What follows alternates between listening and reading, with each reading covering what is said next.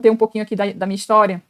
Não sei se vocês já viram aqui, eu já contei um pouquinho da minha história aqui nas lives, mas eu aprendi a renda renascença aos 8 anos de idade, aos 8 anos. Então, uma criança com a almofada, né, que na época a almofada, se eu fosse pegar a almofada hoje, ia ser normal, mas na época a almofada foi gigante assim no meu colo, mas eu aprendi aos 8 anos e eu sempre fui muito assim, sabe, interessada sobre o artesanato, sobre arte, sobre, sabe, tudo que é feito manualmente, eu sempre fui muito interessada para aprender. E aí eu aprendi, né, com a vizinha lá da minha mãe, os primeiros pontos, né, eu morava no sítio com meus pais e aí eu aprendi lá.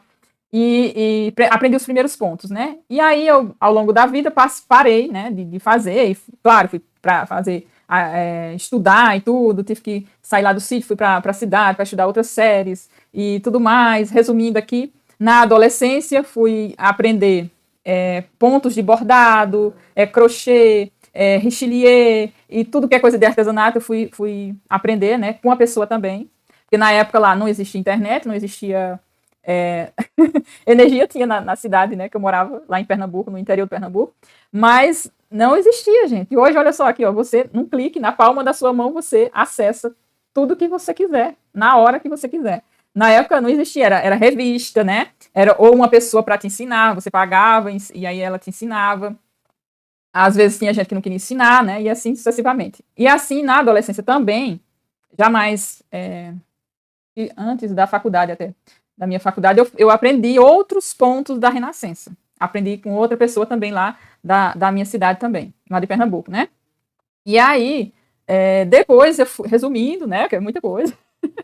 E aí, depois, eu parei também de fazer e fui fazer outras atividades da vida, estudar, trabalhar, fazer outras coisas, né? Mas o artesanato sempre esteve ali do meu lado, sempre esteve comigo, eu sempre fazia as coisas, sempre, sempre, sempre, sempre. Mas o que aconteceu? Depois eu fui participar de feiras, sabe? Participei de várias feiras na Paraíba, né? Aqui em Brasília também, e feiras de artesanato, né? E sempre fazendo os pontos. Né? Nessa época que eu participei das feiras na Paraíba, que foi em Campina Grande, João Pessoa, eu sempre tinha aquela coisa de fazer a cianinha. Olha a minha história com a cianinha, hein? Olha aí quem não conseguiu fazer a cianinha, olha a minha história agora com a cianinha, para você ver que depois você vai conseguir.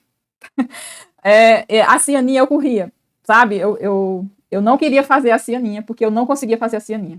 Minha cianinha ficava torta, não conseguia fazer os pontos. Fazia um, o outro já fazia de outro jeito, não memorizava aquele primeiro. Na outra carreira ficava toda torta, toda diferente, um de um jeito, outro do outro. Ficava um horror a minha cianinha. E aí eu fugia, né, para não fazer aquele ponto. Sem fazer outro, mas aquele pegava, eu não fazia. E aí, minha gente, e eu sempre fugindo, sempre fugindo. Quando foi, já aqui em Brasília, né, eu fazendo, sempre fiz, né, sempre fiz. E aí eu fazendo lá a Renascença, eu peguei como fosse um desafio para mim, sabe? Eu vou fazer essa cianinha. Vai sair essa cianinha.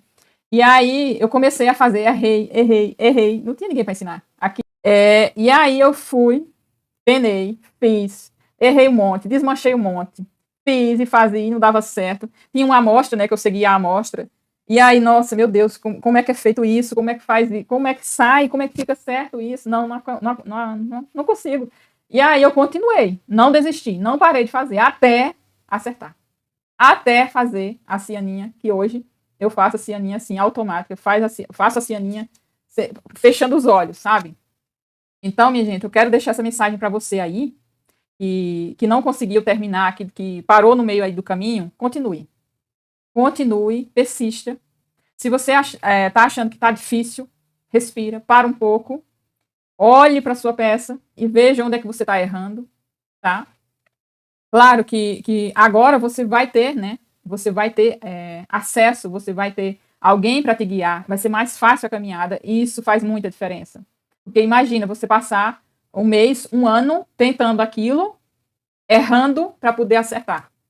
Às vezes não dá para continuar, né?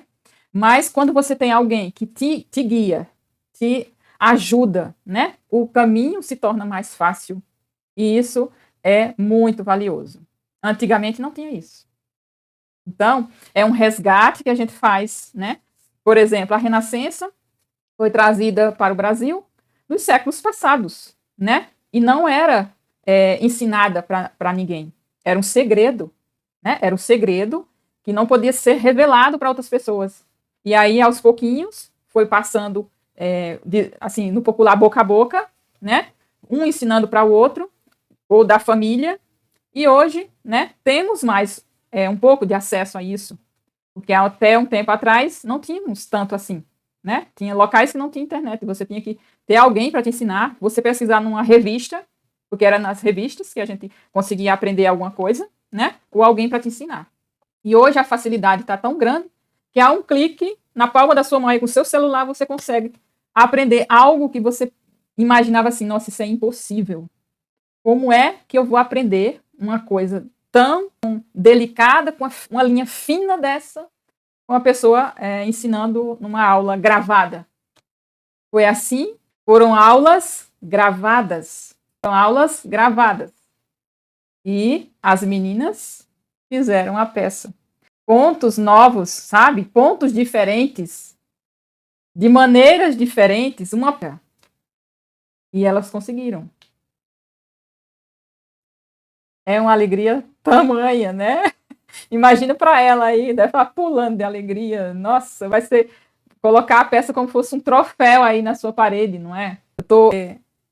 A Renascença, né? É uma riqueza tamanha, né? Que nos eleva aí, que traz muita emoção, que traz muita coisa boa, né?